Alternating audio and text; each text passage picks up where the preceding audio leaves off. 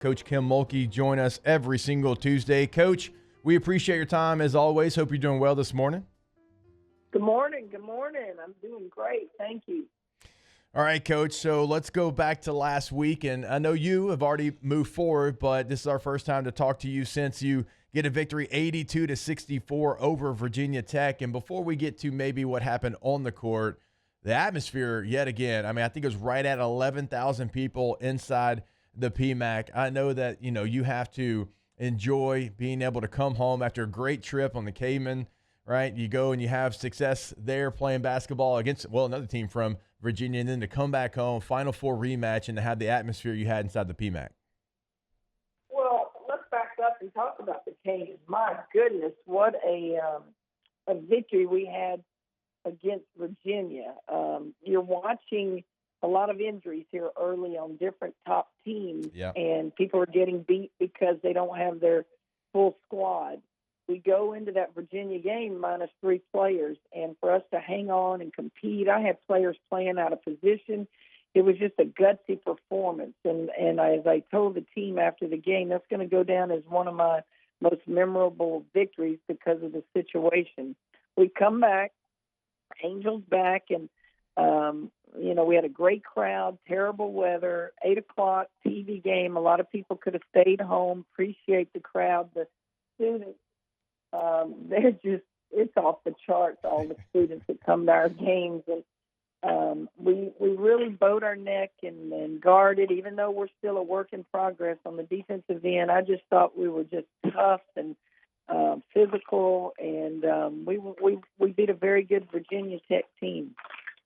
Coach, what is that matchup like for y'all? And one of the things I always enjoy talking with you about is different matchups. I remember going back to your first year here, and you played, I believe it was Florida Gulf Coast, and they were a team that was going to give you trouble. And you talked about it before the game because of the style they played at that time, and y'all were still trying to figure out maybe the rotation of how y'all wanted to work some things out. With Virginia Tech size and Kitley there in the middle of it, like, what's that matchup for you and your team? Like, do you change anything? Like, what's maybe different about that matchup than the others you've had? Well, that matchup actually is a little bit better for us because Angel Reese and Aaliyah Del Rosario, our freshmen, they can match up with Kitley in size. Florida Gulf Coast spreads the floor on you, and they're smaller, and you just have to go outside and guard at the 3, and they take you off the dribble. It's not a conventional type of lineup, and that's why they're so good, and I have so much respect for their coach. But, Amore and Kitley, those two carried them to the Final Four last year, and you knew you were going to have to defend them. And I just thought that, Kitley ended up fouling out, but I thought we competed at the other 3 positions as well. They had, I shouldn't say one of them was a starter. So they had 3 starters back from last year's team. And I just thought our activity on the defensive end created a lot of havoc for them. And, Coach, when you look at what your team did as far as scoring, really spread the wealth. Angel had 19, Morrow had 19, Williams had 20. Flage had 13. Really spread the wealth, right? Really passed the basketball around, really took great shots, it felt like it. And for a team that hasn't really had the chance because of injuries and not having the totality of your roster, I thought it was pretty impressive what the chemistry looked like on the court against Virginia Tech. I appreciate you mentioning that. I think so many times people forget we can score the ball, and we can score the ball quickly. We have 6 kids, if you count Samaya Smith before her injury. We have 6 of them averaging in double figures.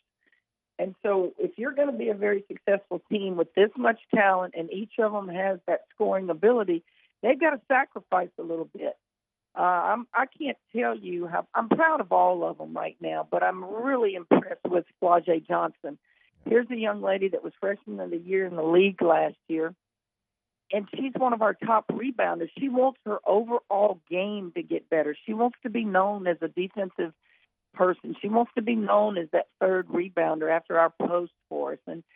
And it's just amazing to watch the growth of a young lady like that, realizing it's not all about scoring. And I hope we grow. I can't wait to watch this team get better and better. We spent an entire practice yesterday doing 2 things: film room and defense. We ball only to do position play. And if we ever figure it out on the defensive end, I really, really think we can be fun to watch. Now, Coach, another player that we haven't talked about yet, Haley Van Lith. This is somebody that last year averages 19 points. This year, down to 12 points. But when you look at her assists, right, they've gone up by 2 full assists this year already from what it was a year ago. And one of the first times we talked to you this year, you mentioned her role changing a little bit, and it looks like she's starting to not that she hasn't always bought into the role, but buy into it and starting to figure out exactly who she's going to be on this team.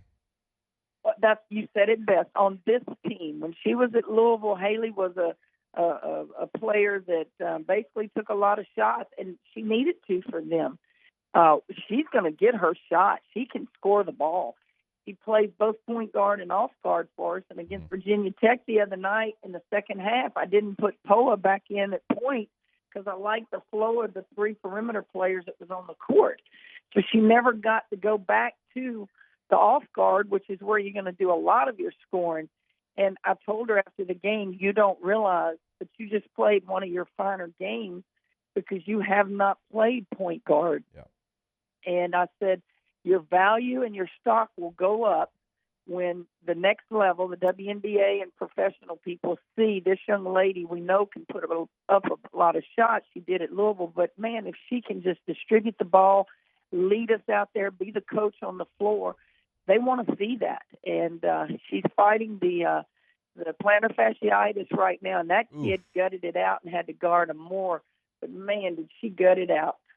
Oh, Coach. Okay. I see. I didn't know that. I've had that before. We're about to play the Broncos on Monday night, and we put the wrong cleats on, our equipment guy. And so I'm in warm-ups, and I heard the bottom of my foot pop. I had no idea what was going on. I take the cleat off. It's black and blue, and they try to put this special tape job. That felt like I was running on just a pile of rocks with every step. So if you're dealing with that, Coach, I'm giving you the ultimate toughness badge. Let me tell you, that kid literally is dealing with it.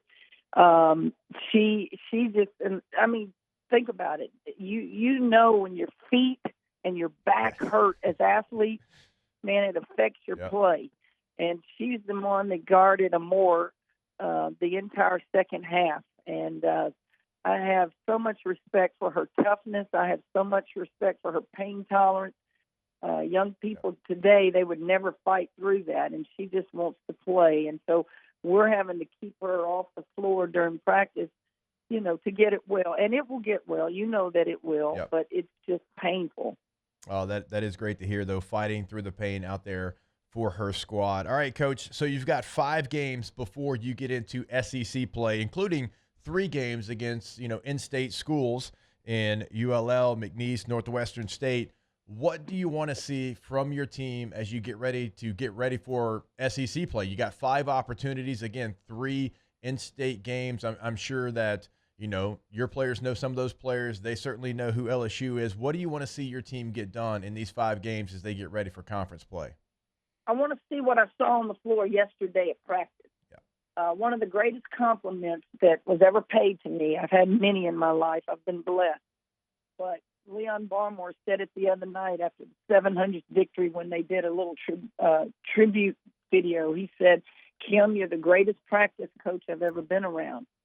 I want our practices to be harder than games. And if they will transfer what we're doing on the court and practice defensively to a game, I just want to sit back and watch that. We have length on the perimeter. We have athletes out there. We have unbelievable talent, and I want to watch 5 of them just get after it and make it very difficult. And we'll get better. We will. The only thing that's going to make you better is to be on the floor together. And we've got Angel back, and we need to just start flowing out there, and we will. Coach, what was that like to have Angel back?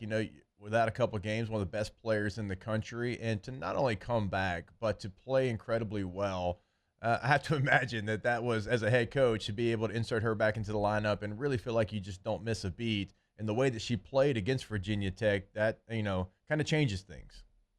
I'm not surprised. I'm there every day. I think the people on the outside, the media, they all came, man, it's going to look bad. Oh, they don't speak. Oh, they're not. Are you kidding me? She couldn't hug me enough. It's just who we we are. It's an internal deal, and it's a family, Yep. and people make so much out of it on the outside, and we just kind of internally laugh and do our job and continue on. And certainly it was great to have her back. She's loved in this community. I love her. It's just part of athletics. It's part of dealing with young people. And we're a better team because of her. She's a better person because of us, a better player because of us. It all goes hand in hand. Yeah, very well said, and I agree with you there, Coach. All right, before we get you out, one of my favorite things to ask you about is maybe other sports. We've got a Heisman Trophy ceremony coming up on Saturday night in New York City. LSU's Jaden Daniels is going to be there. If Coach Kim Mulkey was voting for the Heisman Trophy, who would she vote for?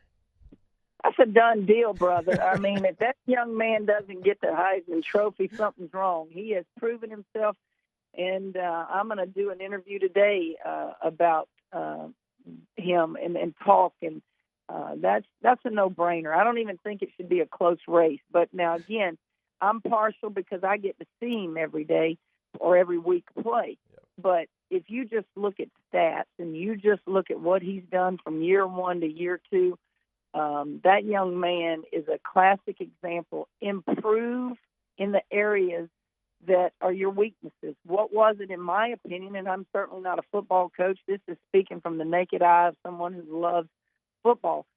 Last year, he didn't go through his progression of hitting receivers, and I thought, I'm going to get frustrated if I'm a receiver. He'd just tuck it and run. Mm-hmm.